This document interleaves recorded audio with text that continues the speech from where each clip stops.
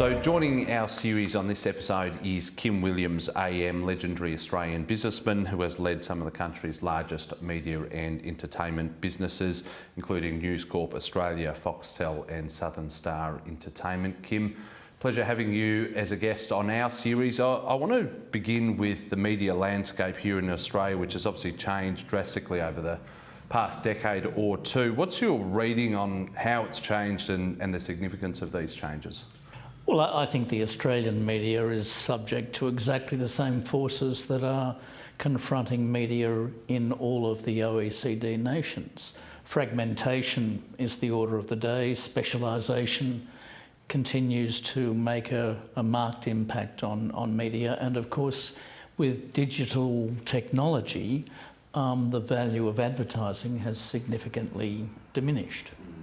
There's been an ongoing debate, as you'd be aware of, for a long time as to the future of print media via the unstoppable rise of digital media. I'd be interested to hear your thoughts on this debate and whether you think that print media still has a place in the future. Look, I don't think media is ever about the technology in which editorial information is presented. It's really about the quality of the information.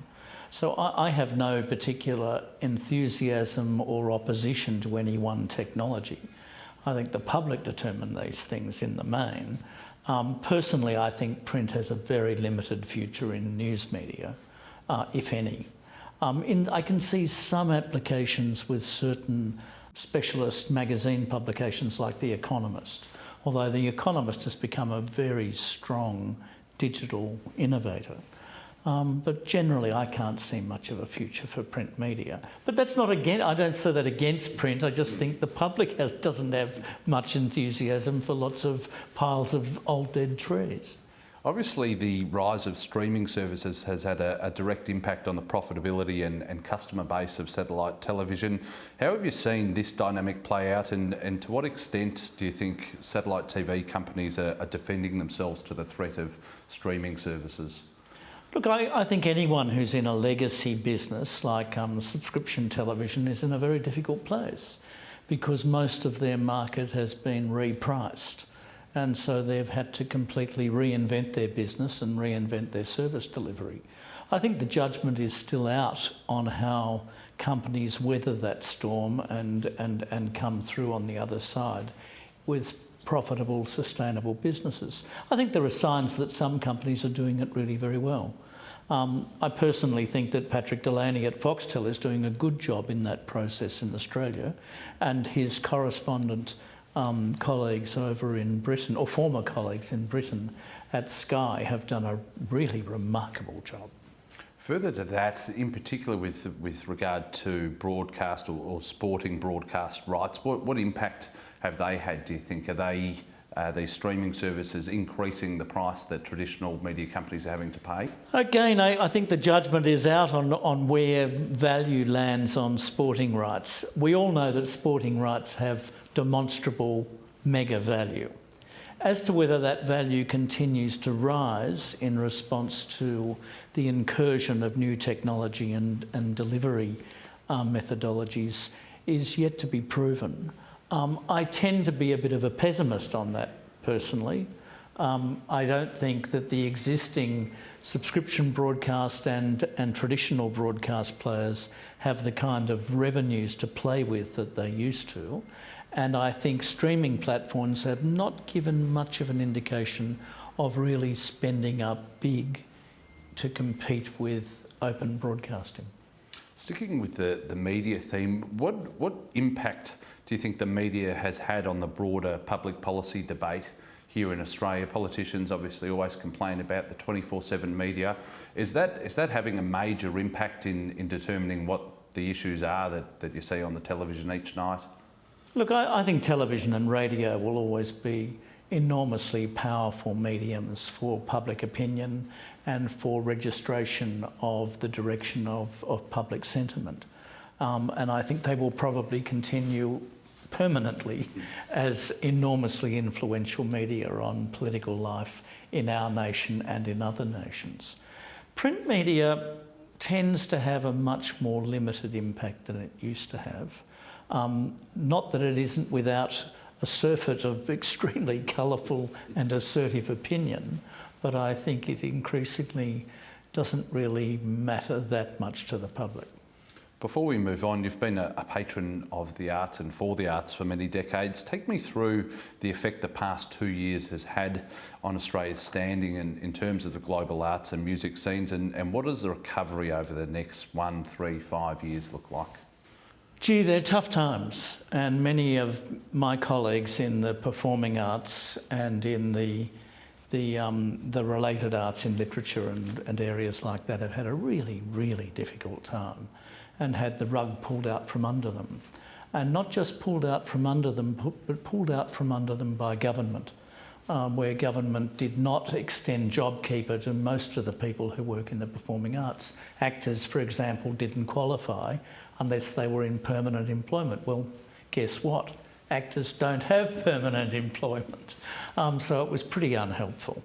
The performing arts have a long way to go to recover, and incomes have been smashed. The economics of a lot of the performing arts have been seriously challenged, whilst there have been some terrifically generous donors that have stepped up to the plate. It's going to take some time to rebuild. What is encouraging is that audiences stepped up in donating tickets that they'd already purchased as donations to the companies, which bridged some of the gap, but there's a long way to travel. It's been bruising. I want to get an understanding of Kim Williams, the person. As I understand it, you grew up in Sydney's northern suburbs and had an early interest in talent within the field of music in particular. Talk to me about your upbringing, if you could, and some of the early experiences and exposure that you had to studying music. Well, I grew up in the western suburbs of Sydney, actually, and went to a public high school in a suburb called Ermington, which is on the way to Parramatta. It's 2 suburbs, I think, before Parramatta. Parramatta, of course, being the largest city outside the city of Sydney in the west of Sydney, which a lot of Melbournians are not very familiar with. And I was fortunate enough, the public school I went to had a really brilliant music teacher. His name was Richard Gill. He became a much celebrated conductor. He was, in fact, the music director of the re-established Victorian Opera about, 12 years ago.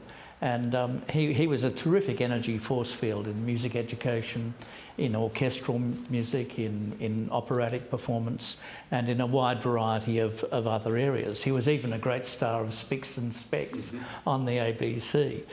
So Richard was my teacher, and he imbued me with a deep, deep love of music, and I pursued a career as a musician for quite a long time. You studied composition and music administration at the University of Sydney on a Commonwealth Scholarship. You previously said that much of what I know about life and management I learned from music. Walk me through these early days, in particular the Kim Williams as a student and composing music, which you were quite prolific at during those years. Well, back in the 1960s and 70s, it was very much a do-it-yourself era. The kind of largesse that we see from a diversity of sources in financing creative life now didn't really exist then. I mean, Gough Whitlam started that cavalcade and invested heavily in the performing arts particularly, and in the, I might say, in fairness to him, the visual arts and the literary arts. But we all basically had to make it up as we went along, and so it was a terrific training ground for me. A training ground in management, a training ground actually in learning about profit and loss statements and balance sheets and all sorts of things that I would once have thought would be a preposterous territory of knowledge for a clarinetist and composer. But learn it I did, because learn it I had to. So that I had a terrific opportunity from a variety of different experiences to become a kind of jack of all trades in the early rebirthing of creative activity in the performing arts, in music particularly in the 1970s. And I understand from there you transitioned into organising and running major events and music festivals. Take me through this period of your life in that late 1970s sort of era, and obviously not just composing music, but running some of those festivals? Well, I ran a couple of festivals with Roger Woodward. Roger is a great Australian pianist. He's now resident on the west coast of America. But in those days, Roger was based in Europe and enjoyed a terrifically big career and did a lot of recordings with a variety of different record companies, EMI and RCA and others. And we ran a music festival in Sydney called Rostrum, and we brought to Australia a number of very prominent performers and composers of that time, including the great Italian composer Luciano Berio and his former wife Kathy Barbarian, who was the most famous mezzo-soprano of the middle 20th century, who had virtually every famous composer in the world write original music for her. And they both invited me to go back and work with them in Italy, which I did. So I left Rostrum and went off to Italy to study and work with them in a variety of different roles. From here, and in the 1980s, you became General Manager of Musica Viva, one of the largest chamber music groups in the world, before taking on the role of Chief Executive Officer of the Australian Film Commission. This then, as I understand it, led to an executive role with Southern Star Entertainment, and then your future in film and television commenced. Reflecting on this pivotal decade in your life, talk to me about some of the seminal moments of the 1980s for you. Well, I ran Musica Viva. I was given the opportunity to run Musica Viva when I came back from Italy, and that was a very important period for growth of Musica Viva, and I had a tolerant chair in Ken Tribe who enabled me to be quite entrepreneurial. And from that I was invited to interview for the position of Chief Executive of the Australian Film Commission, and I was successful in that process. And then I was thrown into all the turbulence of change in the way in which film and television productions were financed in Australia. High-end television drama and feature films and documentaries at that time were financed through some pretty imaginative taxation arrangements, which had become the centre of a tax manipulation industry. And there was a lot of pretty strange behaviour happening, which was not really the intention of the government. So Paul Keating said to me, "Listen, you better figure out something different because this crap is going to stop." And he made it very clear. And we lived through the taxation summit and kept the incentive arrangements for a little burst of life after the taxation summit of 1985. But I set about with some colleagues developing alternative modes of financing, and we came up with a thing called the Australian Film Finance Corporation. And Keating insisted that I chair that, which was not part of the plan. I wanted to go off and work in the private sector in setting up Southern Star with Neil Balnaves. And anyway, cut a long story short, I did chair the Finance Corporation for its initial period. It went on for a 20-year life and was a very, very valuable component in the architecture of feature film financing and high-end television drama and documentary.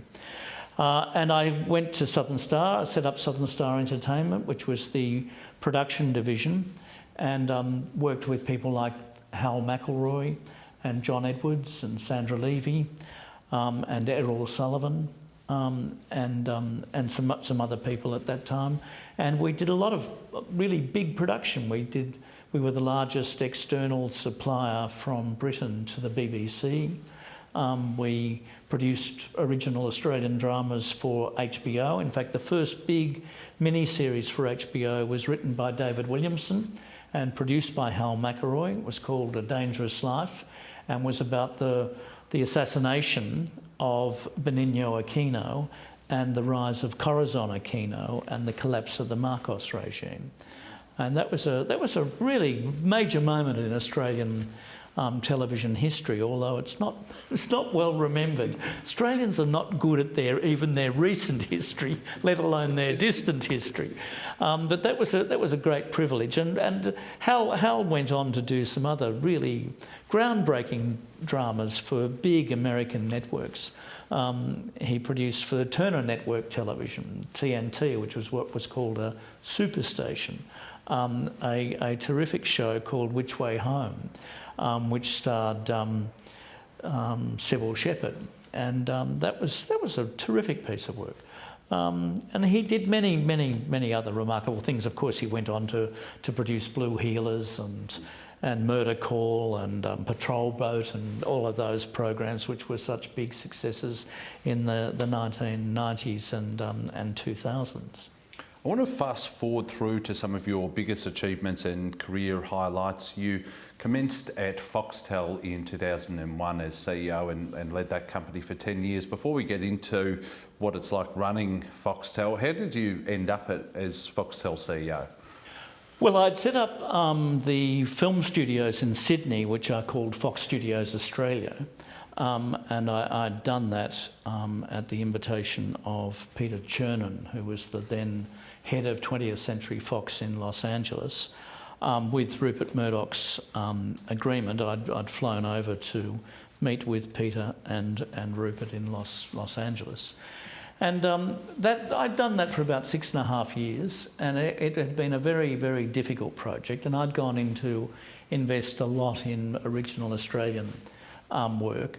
I had some tensions with colleagues in Los Angeles who didn't particularly like this outlier in Sydney, Australia, being a promoter of original work in Australia. And whilst they didn't even like it when I persuaded George Lucas to come out to Australia and produce the last 2 Star Wars pictures that he made in the prequel series, because, you know, Star Wars started with episode 4, 5 and 6, and then George had made episode 1, which he'd done off in Morocco and at Pinewood in the UK. And I went over to the US to see Rick McCallum, who was George's producer, and to meet with George, and went up to San Francisco to go and visit them at the ranch where George has this magical place for filmmaking. And I persuaded him initially to come and have a look at the studio we'd built. And then when he saw it, I said, "So what's the answer, George?" He said, "The answer's yes. You better find me a nice house." Wow. Which we did. And he made episodes 2 and episodes 3 in Sydney. And we had a really terrific time. And a lot of my colleagues were, I think, a bit shitty about it. Anyway, so I said to Peter and to Leckie Murdoch, look, no hard feelings, but I'm going to move on. It's, you know, I've delivered the studio, and it was delivered through a lot of public opposition. It was people had their grumpy pants on for a long time. All the residents were very difficult and very self-interested. It was a classic example of NIMBY 2, you know, now it's my backyard. Because the site that we inherited was the old site for the Royal Easter Show in Sydney. It was hardly a site of you know, peace and tranquility as an operational site, but people behaved as if it was in fact a verdant meadow rather than a very active place next door to the Sydney cricket ground. So Lachlan said, "Well, I'm not so sure about that." And he said, I don't think my dad's so sure about that." And I said, "What do you mean? I mean, it's my life." Anyway, he flew out to see me, very, very generously. He flew out to see me in Sydney the next day. And he said, "Look, is there no job that you would want to do?" And I said, "Well, look, from the outside, I don't think Foxtel's travelling very well. I think I could probably fix that up for you." And he said, "Well, let me get back to you on that." And he rang me and said, "Yeah, the job's yours." And I imagine he wanted to chat to his dad. And well, some weeks went by and nothing happened. So I rang Lachlan up and I said, look, Lachlan, no hard feelings, but I am literally leaving. And he said, no, you're not. And within a couple of minutes, a colleague of mine at the headquarters rang me and said, you're in the job and you're starting now, and you need to get over to the management because I've just told them, and you better go and address them. And you better get down to Melbourne tomorrow to see Ziggy Switkowski because he's massively pissed off at the way in which this has been done. I said, but that's not my fault. And he said, I know that, but you're going to have to fix it up. So I did all of the above, and fortunately Ziggy and I had known each other for a long time, and we sorted matters through. And I found out that Foxtel was, and this was back in 2001, Foxtel was losing about $3.75 million a week. And that was pretty confronting. That's a lot of money. This was in 2001 dollars, 21 years ago. Anyway, within 4 years, we'd made the company go digital. We'd renegotiated all of the content contracts. We'd gathered some really great fresh sports content, particularly with AFL, and I developed a very close professional relationship with a number of people at the AFL, and worked very hard to dramatically improve what we did in our delivery for the AFL. And we broke even in 2005. In fact, I was one of the last people to speak with Kerry Packer, and he said, son, they tell me that you've actually made it break even.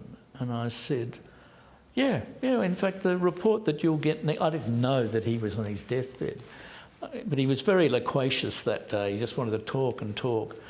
We'd actually just signed a deal on the AFL, and he said, yeah, so he said, I never thought it would happen. He said, I always thought you were like the airlines, they always lose money, but they keep on operating. And we laughed, and he died 2 days later. I subsequently learnt that he was really not well, and someone had suggested that I give him a call and said, look, he doesn't look too good, but I didn't realise it was as grave as it was. Anyway, but when I left Foxtel, it was making just under $20 million a week. So it was quite a big turnaround that we'd went through, and that was a great privilege. It was an enormously rich learning experience. And I'll be forever grateful to colleagues at the News Corporation and at Telstra for the opportunity they gave me to actually run that business, put together a terrific management team, and really work I've never worked harder in my life, but work to make a really good functioning business. And how did you engineer that turnaround over those initial 3 to 4 years from losing over $3 million a week to then making or turning over $20 million a week? $3.75 million, almost $4 million a week. So how do you go about that? How do you engineer a transformation of that scale? You can't punish people into reimagining a business, and punitive responses never work and you can't cut your way to success. What we did was to reimagine the business and establish entirely new operational goals, and the reimagining of the business was built around 3 things. It was built around changing most of the management. I think I fired 80% of the management. It was built and gave a new sense of energy and direction to the business, because the company had got into the worst possible thing that can ever happen with a business. It had got used to losing money. You must never get used to losing money, as if that's in the natural order of things. Not on. Second, we reimagined the content offering, so we took the business through digital technology from a 46-channel service to a 130-channel service, with a fabulous new digital electronic program guide, with a product roadmap that stretched out with digital video recorders and other things that kept... We added new things all the time. And we created, third, this sense of constant investment in innovation. Don't talk about it, make it happen. And so we invested in original Australian content, we invested in original technology. We were the first broadcaster in the world to put television onto telephones. Sol Trujillo had come into Telstra, and he called me to a top secret meeting where we memorably ate Subway sandwiches because Sol was addicted to fast food. And he said, do you think you can find a way to... we're going to roll out this 3G phone network, and I'd like to put a television service on it, but I don't... And I said, you know, we've already got one in development. When do you want it? And this was in about June. He said, how's November? And I said, done. We shook hands. And when the 3G Telstra service went out, again, this is a piece of history no one remembers anymore, we deployed a whole Foxtel service on the phone. And if you got a Telstra phone, you got Foxtel with it. It actually came with Foxtel. And of course that included coming with the AFL and coming with the NRL. And these were world firsts. I don't think we were ever very good at singing our own song in that way, because I have a natural allergy to that sort of thing. I'm much more about, you know, what's next? You know, let's keep going. And we put television into Virgin Plains, and we did a whole bunch of stuff that really changed the landscape, and it made Foxtel the synonymous with innovative television. And how significant was the sporting component, do you think, of that rise as well? Oh, sport's fundamental. Yeah. Sport is fundamental to television. I mean, it is the thing that television does best. And nothing comes close to what television can do in sport. And it does wonderful things for sport. It does great things for fans. It does great things for understanding the whole chemistry of a game. I think television's have been in recent years has really stepped up to the mark in just constantly innovating with television sport for Australians. So following a decade at Foxtel, you then became CEO of NewsCorp Australia in late 2011, a role you held for close to 2 years. Walk me through your ascension to CEO of NewsCorp Australia, and then what was your focus? Well, Rupert was in Australia, and he rang me up and said, are you free for dinner tomorrow night? And I said, sure. And he said, don't you have to check with Catherine? And I said, no, she'll be fine. You are Rupert Murdoch. And he said, well, I'd be grateful. And I said, where, when? We agreed on arrangements. And so we sat down, and he had a bottle of champagne there. And he said, right, I believe you like champagne. And I said, yes, I do, Rupert, but I won't have a drink, thanks. What do you want to talk about? And he said, I want you to take over the business. And I said, oh, that's not a good idea. I said, who'd be in charge? And he said, well, who do you think would be in charge? And I said, you. And he said, no, you'll be in charge. And I said, I don't think so. He said, when have I ever interfered in Foxtel? And I said, well, maybe once in the last 10 years, I think. And he said, so? And I said, yeah, but you don't interfere in Foxtel because I turned the business around, and frankly, it doesn't really, move your meter. But newspapers really get you going. I've got to know you over the years, and I've observed you at close quarters often, because, I'd been at the company for 16 years. And He said, exactly, that's why I want you to take it over. I said, no, it's a terrible decision. We had an extended discussion, and I said, look, I don't mean to seem ungracious. I really don't. And I know for you this is probably the most precious thing you can offer to someone. He said, it is. And I said, well, I think there's going to be tears before bedtime. And he said, don't be ridiculous. He said, it's the best decision I've made in years. And I said, well, I don't seem to be participating in this decision a lot. He said, no, we'll negotiate an arrangement. And anyway, we did negotiate an arrangement, and I spent a lot of time with him that week. And I literally started after I had a week. I think I had 4 days off, and then I started. And the business needed a lot of attention. And I set about giving it a lot of attention. In fact, I sent a I gave personally to Rupert a very long note in early January when I was over in the States seeing him. I've been over to the Consumer Electronics Show. We'd usually met up there each year.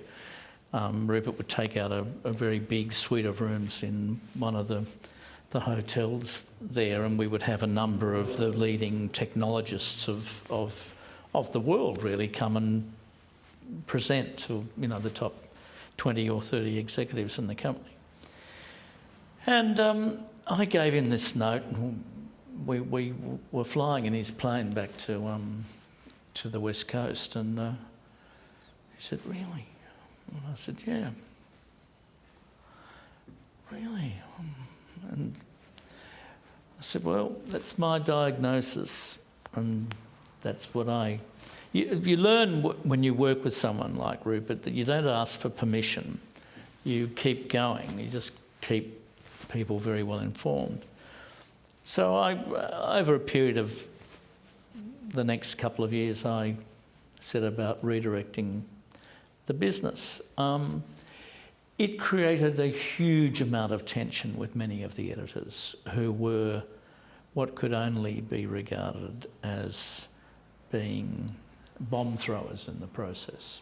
And many of them, or a small coterie of them, I should say in fairness, were adamantly opposed to everything I wanted to do, and they hated me, and they hated what I wanted to do. And over time, through a couple of different things, I think Rupert found it too hard. Cut a long story short, we got to a moment where I said to Rupert, pretty clear to me, one of us has to go. And he said, I'm glad to see you kept your sense of humour. I said, Rupert, I am Australian. If you lose your sense of humour, all is lost. He said, there's no need to be rude, Kim. And I said, Rupert, I'm not being rude. He said, well, you're a good chap. And I said, well, that depends entirely on the quality of my financial separation. And we parted, I wouldn't say amicably, but we parted professionally.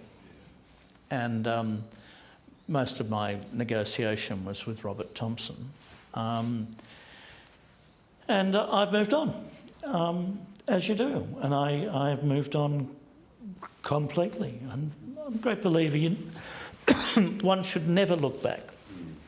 Must look forward. Always remember from what has happened before. But the period at NewsCorp was the confirmation of my most strongly held view in management, that there is never in life any such thing as a difficult problem. There are only ever difficult people. And, most problems have natural solution paths. Some of them may be quite intricate, but the thing standing in your road is always people. And I don't think I handled the people issues in the senior editorial ranks appropriately. I'm willing to acknowledge that. Mind you, I'd have to say some of the people I dealt with were card-carrying Neanderthals. And I mean that very, very literally. Now I'm the chair of the Reuters Trustees, which I love doing, which is responsible for the integrity, independence and freedom from bias in all of the services delivered by Reuters News.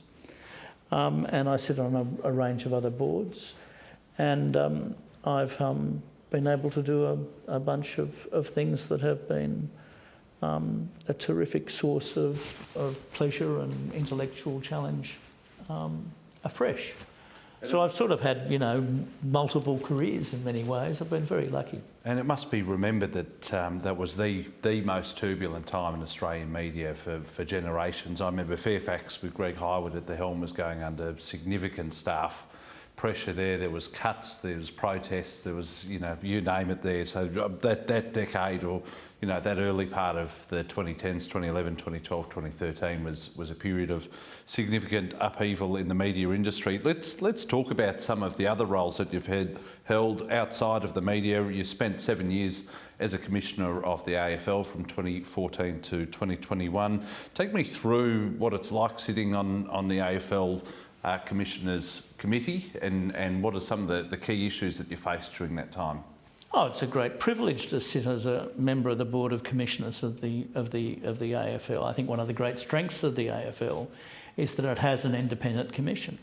And whilst the AFL is owned by the clubs all commit to this notion of an independent commission that governs the game, governs it in terms of its rules, governs it in terms of its competitions, and governs it in terms of its commercial decision making. And that independence is a really important element of the whole operation of the AFL. I was rung by Mike Fitzpatrick in 2013. Just a couple of months after I'd left NewsCorp, and Mike said, look, I'm looking for a new commissioner, and I'm really eager that you consider accepting an invitation to join the commission. I have to discuss it with the subcommittee that has been formed for it, but I want to know that what you think about doing that. And I said, I'd be honoured, Mike. I mean, I've spent the last 15 years really embedded in AFL things and AFL growth and direction. And in fact, Foxtel had been the financial engine for many of the innovations in the AFL. Certainly the initiatives with GWS and the Gold Coast Suns would never have been possible without the money that Foxtel invested in the sport. And he said, well, look, we'd like to have you around the table.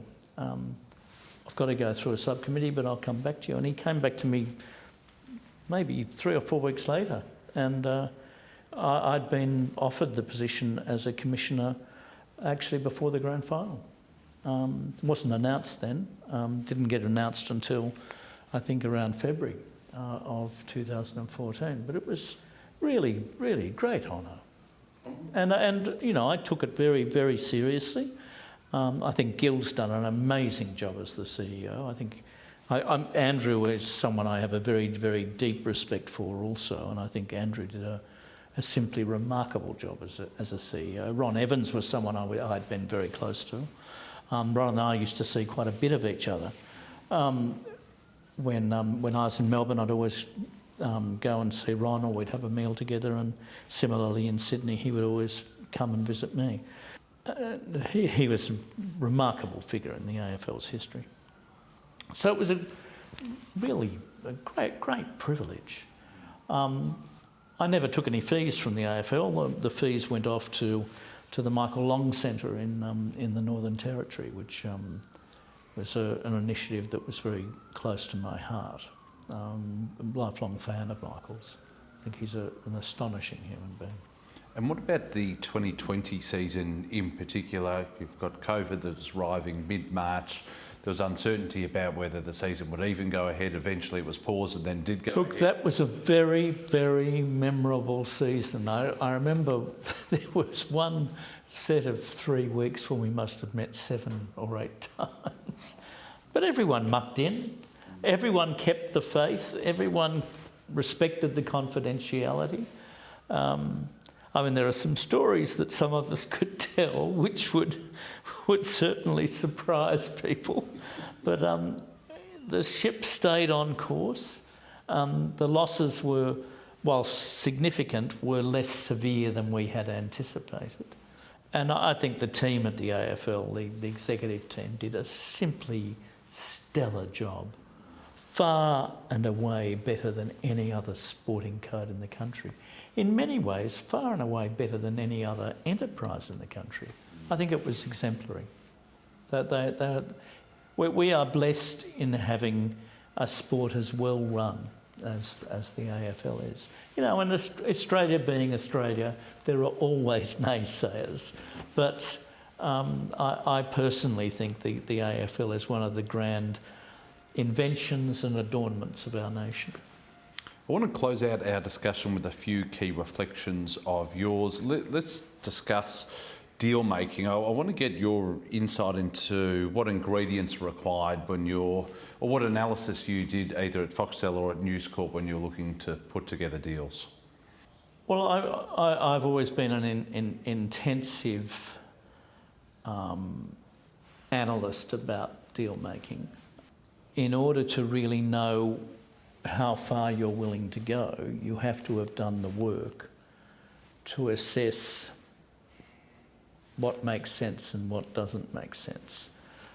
I've had some experience. I mean, I suppose the first observation I'd make is that I think that experience is often more a catalogue of failure than a catalogue of success, because I think people interrogate failure much more scrupulously and intensely than they interrogate success. Now, a lot of books written about success, and most of them are full of bullshit. Really, true experience are all the things that don't go well, and they are the rich learning moments if you take the time to review them and understand them. I've always tried to play a very, very clear hand in a negotiation.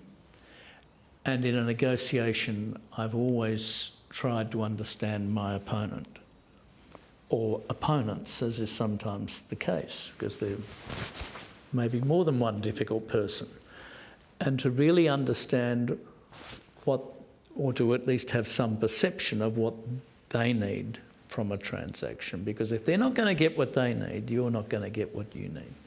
And so you spend a lot of time balancing the neat on paper elements of a transaction with the real in life human elements in a transaction.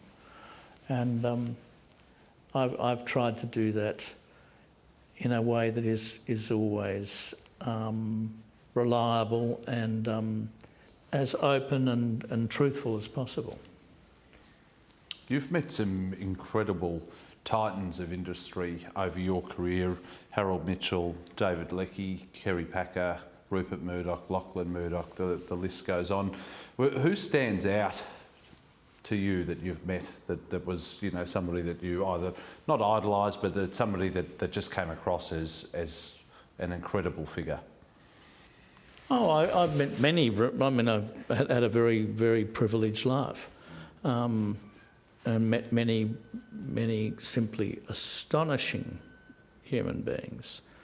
I think probably some of the really most impressive people I've met have been people that are more on the creative side of life, and the ones that I'm most indelibly impressed by are people like the great British theatre director Jonathan Miller. I mean, he was a simply awesome individual.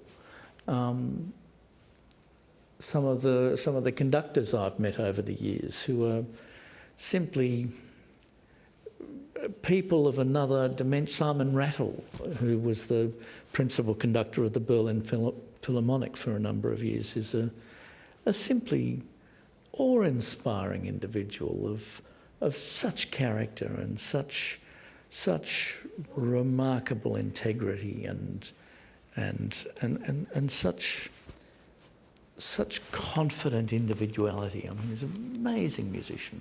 Riccardo Chailly, the great Italian conductor, was someone I knew quite well, and he did a remarkable job as a young man in a country where it's very hard to break out and excel, because you have this weight of history on your shoulders. There are many ensembles that I've got to know over the years that really impress me. And then there are people that you look at. Some of the coaches I've met in the AFL are people that I'm absolutely in awe of. Their capacity to hold it together and to drive good outcomes are really remarkable moments in life. And some of the politicians I've met, I'm in awe of.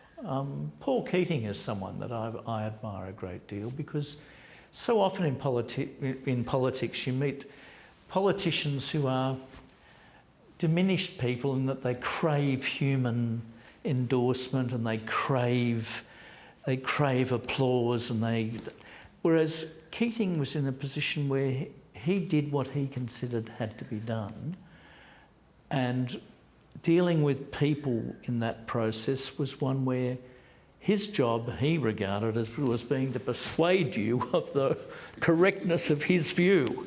And that's a very precious thing to encounter. And, you know, I had the good fortune to encounter it repeatedly and sometimes remarkably forcefully. And it really does impress itself upon you. He was, in fact, he's probably the singly most interesting, outstanding person, I think, that I've dealt closely with. Oh, there are too many names to go into. From your perspective, what are the key skills that business leaders need in today's age? I think integrity is non-negotiable. Something politicians of the current era could well remember. And some of them have fine integrity, but too few. I think imagination is tremendously important, and never, ever underestimate the importance of imagination. I think imagination is in fact fundamental to small and comparatively vulnerable nations like Australia and their future. In fact, I personally am very firmly of the view that the crucible of Australia's future reposes in the intellectual capacity and capability and the creativity of Australia's people, and that it is the duty of parliaments to ensure that there is proper nourishment of the minds and hearts of Australians through investing in the intellectual capacity and the creative capacity of the nation. Australians are very, very resourceful people, but I find the lack of priority accorded to intellect and creativity alarming, because it takes us back. You know, our education performances is slipping so seriously badly. So imagination is something I would never, ever underestimate as being a quality in real leadership. The other element of leadership that is terribly important, I think, is a very simple aphorism that I've used many times. If you don't know your destination, you'll get lost and run out of provisions. Know what you want to achieve. Keep on focusing on it. Get there. And never, ever let the perfect be the enemy of the good. If you know where you're going, get there, and things that haven't gone quite according to plan, well, fix them up, but keep on going. Target, always target, know where you're going. Too many people are busy being busy, they're not busy being productive. That's enough of my pompous wisdom. Brilliant advice. Final question, what's next for Kim Williams? What are the projects that you've got on the horizon? I've got a few things I'm working on. I'm going to do a bit more writing. I've been writing a few little essays here and there, and I intend to upweight my effort in that area. I intend for the last 3 years of my chairmanship of Reuters to be very productive, and I certainly intend to ensure that the editor-in-chief and the president of Reuters are properly supported in their roles. I think we're blessed in having a service like that for the world. And I intend to ensure that I read a lot more, and that I derive, constant stimulation from that. I'd also like to revisit my Italian language skills. Kim Williams, AM, absolute pleasure having you as part of the series. Look forward to hearing about the next chapter and seeing the next chapter over the coming years ahead. Thanks so much for your time. Thanks, Rob.